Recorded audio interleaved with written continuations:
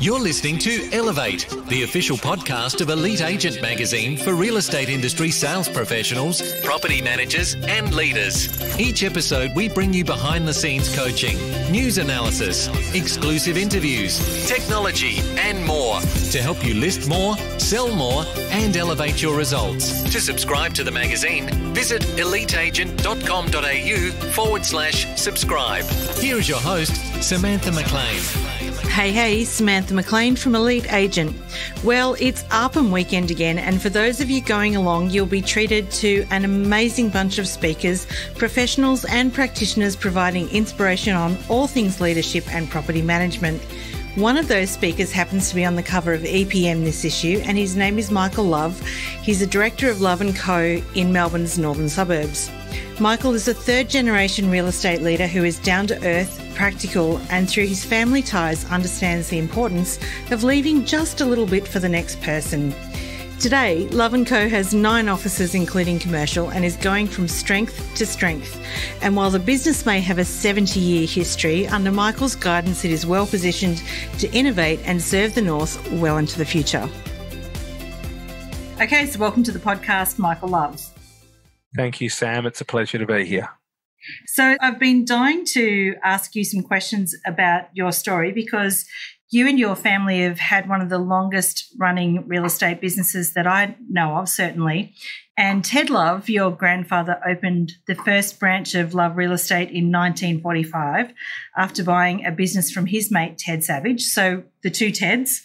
And that was 70 years ago after he returned from the war. Your father was also a real estate agent. So did you have any choice but to become a real estate agent yourself? I don't know if there's a correct answer to that, Sam. I always had a choice, but I think I made the decision to become an agent quite young. And my father's always encouraged me to follow what I wanted to do, though there may have been some conversations and guidance in my upbringing that had it that I wanted to become a real estate agent, whether I knew it or not. But it's certainly been something that has been encouraged, though I've also been able to do a lot of other things before coming into the real estate space. I read somewhere that you were quite young when you did your first open home. Yes, I was. I think I was about 11 or 12. I did my first open home. And how did that go for you? The buyer woke me up out of the seat. I think Dad was on daycare and he was selling a subdivision and they were a salesman down. So he showed me the pamphlets to hand out and take anyone's name and telephone number. Had to write it on a form. I remember that. And he said, just sit in this chair until someone shows up. Well, it was a warm spring day and I sat in the chair and I drifted off. And a client walked in and said, hello, can you help me? And sure enough, I gave them the brochures and took their name and details, but I didn't get a commission. And the rest, they say, is history. Yeah. I'm really interested to know, though, like, how well do you remember your grandfather? What was the first Love Real Estate office like, and what did you learn from your grandfather?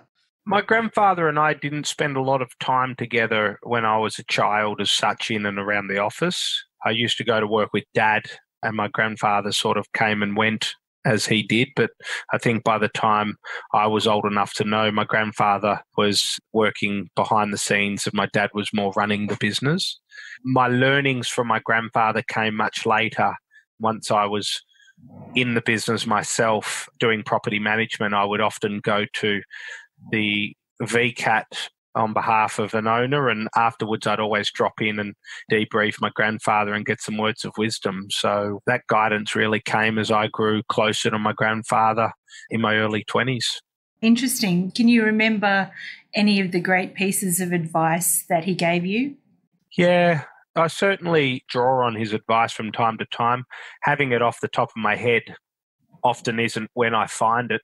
It's usually when I've got a problem and I'm trying to creatively work my way through that difficulty, and I'll reflect back on some of the things he said and it sort of just pops up and I'll move ahead. But certainly he was a big advocate that our industry is all about service, that we need to provide a service.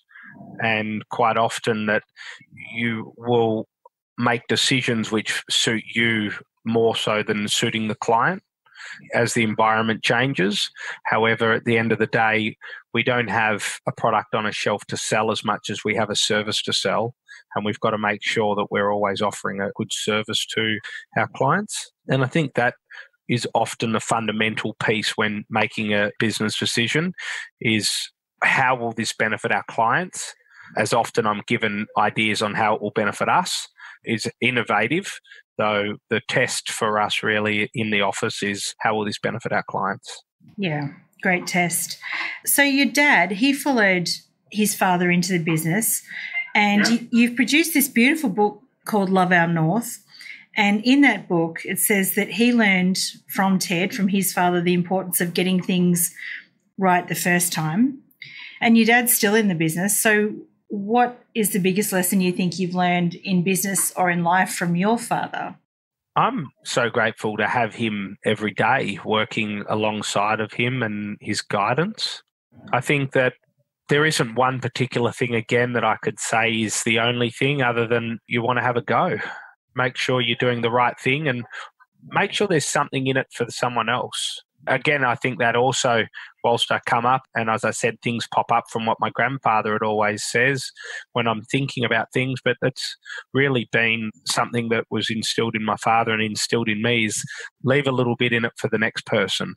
There's enough there for everybody, but if you're buying and selling real estate, you don't have to milk everything. You leave a little bit for the next person and leave a little bit for the next person. And that sort of a philosophy in business is, I think, a relationship building strategy so that people that you're working with, it's not all just for us. We adopt and we support our partners and our staff, and how can we help them? What's in it for them as well?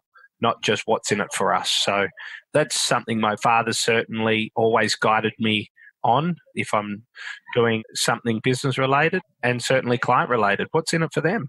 Yeah, that's good advice too. I mean, it must be amazing for you just thinking about what you were saying then, because you must be helping people buy and sell homes that are the grandchildren of the people that your father and your grandfather were selling to. So now that the business has gotten quite large, and I think I counted 8 businesses at the moment. That's right, yep.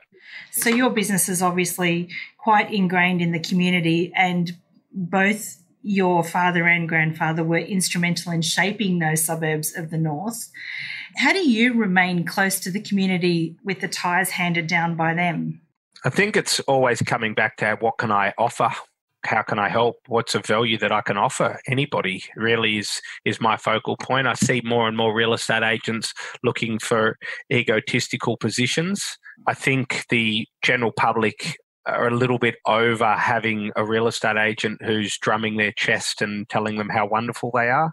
I think that the way that we stay connected in the community is very much around what can we offer the community of value. And the role of a real estate agent is about offering value, not just in buying and selling homes, but guidance in decisions in generally around real estate. Not saying that we're a financial advisor as such, though being able to put someone in touch with a great financial advisor, a good accountant, or even if it's just a tradesman that might be someone that we work closely with as they've got that 1 or 2 things that are very squeaky in the home that they'd love to have fixed, supporting the community in other areas where we might be able to bring our expertise in certain areas into those community, being clubs or sponsorships, to assist everybody. So not only does Love & Co have a long history itself, I also noticed that in an industry like real estate where sometimes the turnover of employees can be quite quick, you have a long list of long-term employees, some that in fact serve the company for more than 50 years. So what's your secret to keeping good people in your business? I don't think that's really my secret, Sam.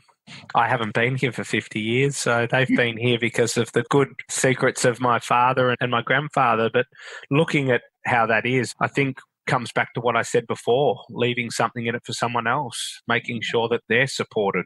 And that being said, we've also had some great people who have left the industry and who have left and gone to work at other places. And sometimes things are not perfect for everybody, but I think being able to work through that with people and being able to see the future and working with people through all facets, it's kind of like a marriage. And some people get out quickly and others are happy to work through it. And my father's grit, I suppose, of following the work ethic of his father and his resilience, and he's been married, my dad, now for probably 40 years, had 5 children.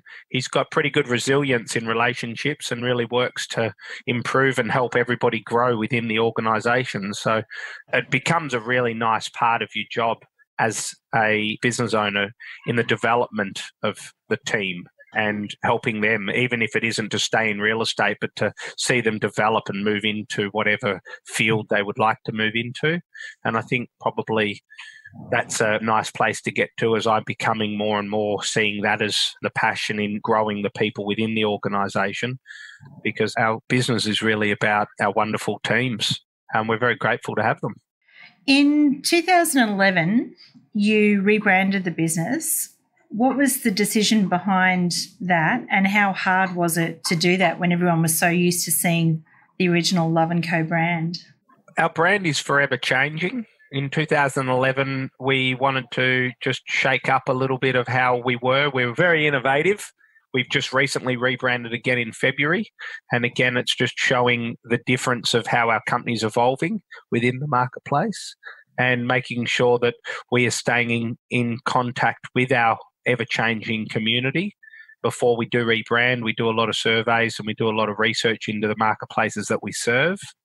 And we make sure that our branding is in line with those people and those communities. As they change, we need to continually change and develop as a company. So our rebranding isn't so much difficult as it is revisiting who we are as a company and the communities that we serve. So this interview is part of a series we like to call the Leadership Diaries, where we ask leaders like yourself a series of questions to get some insights into leadership in the real estate industry. So are you ready? Sure. Fire away.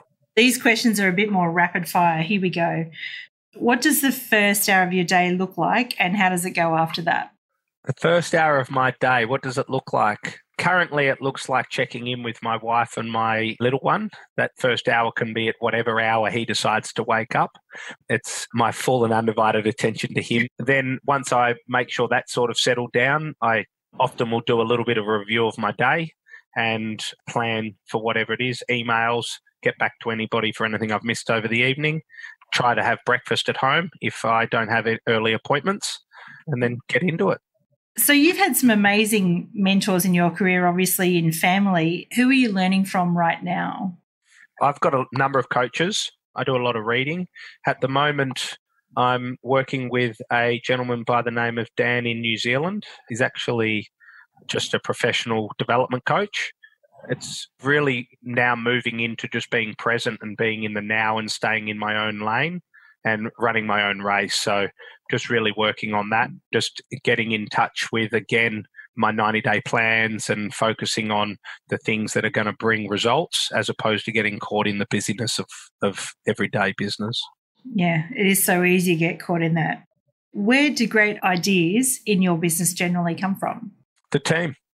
We have great brainstorming. We work on upward pressure as much as we work on downward pressure within our organisation.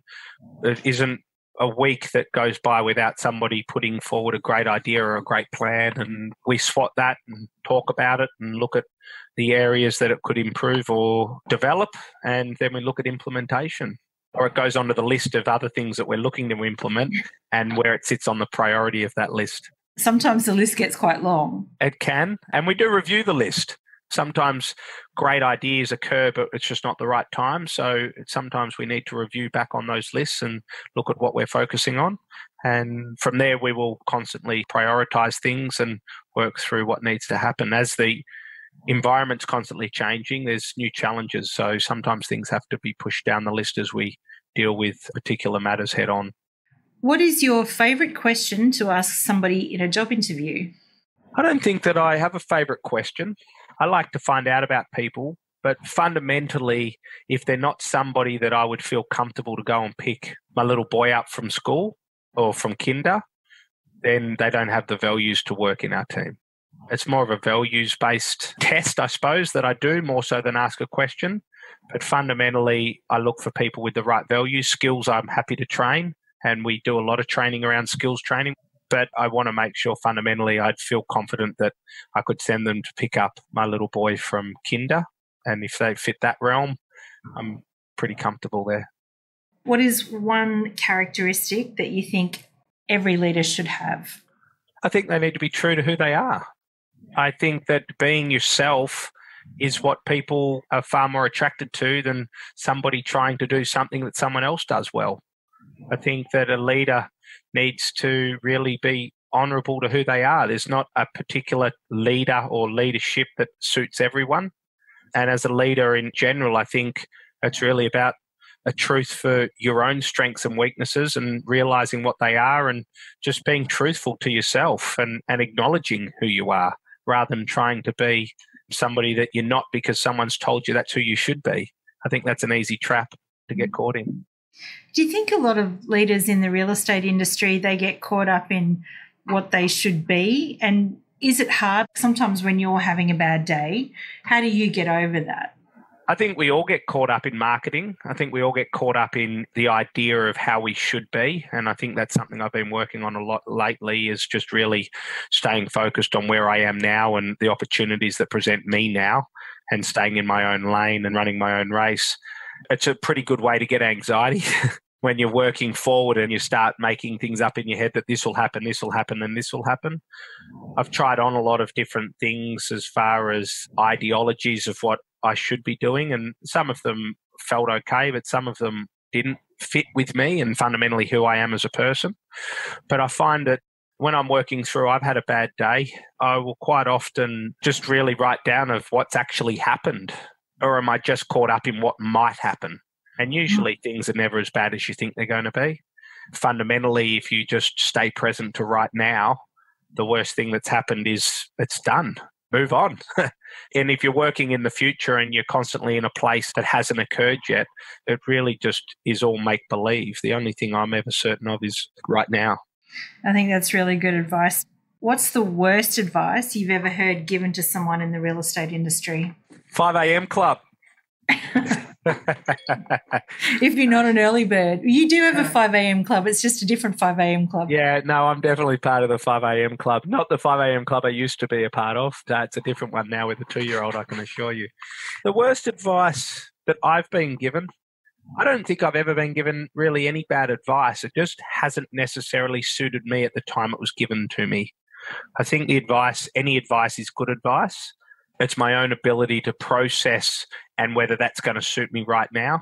What works for somebody else doesn't necessarily work for me in the context of where I am right now, but that doesn't mean that I won't need it when I get somewhere further. And any advice is just their take on what may or may not have occurred for them. So that's just learning, and I take that on board and I listen. And I think I've got a pretty good take for, will this work well for me right now? And sometimes it won't work well for me right now, but that doesn't mean that it won't work well for me in 2 months, 3 months, 6 months, a year from now. And that's someone else's experience. So if it gets to the point where I need that, I love the idea of being able to park that advice and come back to it at a later time, should I need it. It's in the right context. And if not, it's just an interesting conversation around what's occurred for somebody else. And that's fundamentally interesting to me, of how we end up in scenarios where we're like, how did this happen? Fundamentally, I wouldn't say that I've had bad advice. It would just be that it hasn't been suited to what I'm looking for or what is required for me at the time that I get given that advice.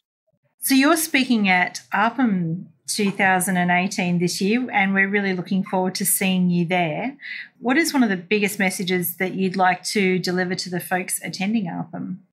Well, I'm very excited to be speaking at the event, and I think I'm going to be talking and getting a message out to people that who they are and what they're doing is completely okay.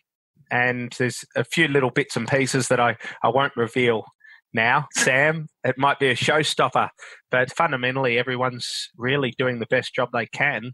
And if that's what they're doing, then good on them. You don't have to change greatly other than just being who you are and doing a great job. As the industry develops, we're all developing and we're all improving, and nobody is the same person they were 2 years ago. So lastly, what are your goals for the next 12 months? Our goals are really to continue to grow as a business, to continue to offer support and help to the teams as they develop and grow, and make sure that we are working to improve our service to our landlords and remain competitive in a very competitive market. Well, Michael, it's been such a pleasure talking to you and meeting you. So looking forward to seeing you at ARPM, and we'll catch up with you soon. Thanks very much, Sam. To subscribe to the magazine, visit eliteagent.com.au/subscribe.